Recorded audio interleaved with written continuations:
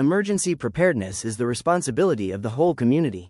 It is important for the whole community because it has effects on the entire community. There are a few types of emergencies to prepare for.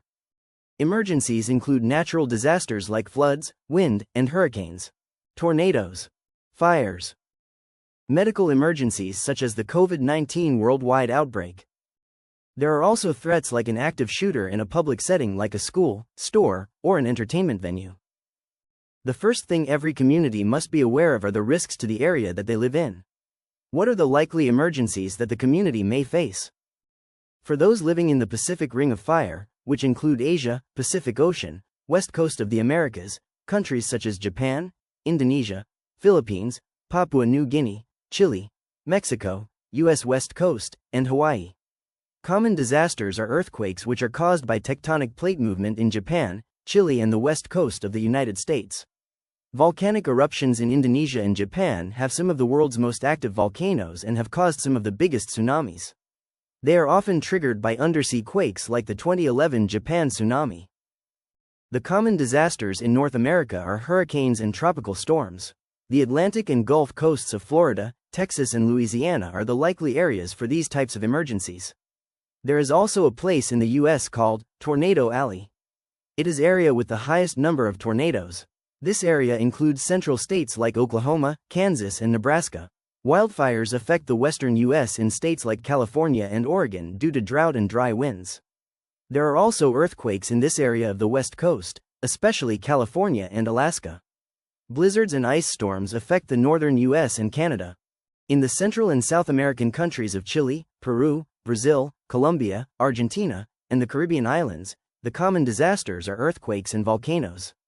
The Andes mountain regions of Chile, Peru, and Ecuador are prone to landslides due to heavy rains on steep terrain. There are hurricanes in the Caribbean and Central American regions of Haiti, Puerto Rico, and flooding in the Amazon basin and lowland Brazil. North African regions including countries such as Morocco, Algeria, Tunisia, Libya, Egypt, Mauritania, and Sudan, the sub-Saharan countries in Eastern, Western, Central, and Southern Africa are all prone to the common disasters of droughts on the Horn of Africa, Somalia, Ethiopia, Kenya, and Sahel region, flooding from seasonal rains, cyclones in Madagascar and Mozambique coasts and desertification expanding the Sahara affecting Niger, Mali and Chad. In southern, central, and northern Europe, the common disasters are flooding, especially in Central and Western Europe, Germany, France and the United Kingdom. Wildfires are frequent in the Mediterranean countries of Greece, Spain, Portugal and Italy because heat waves are becoming more frequent due to climate change. Earthquakes in southern European countries such as Italy, Greece and Turkey are also frequent.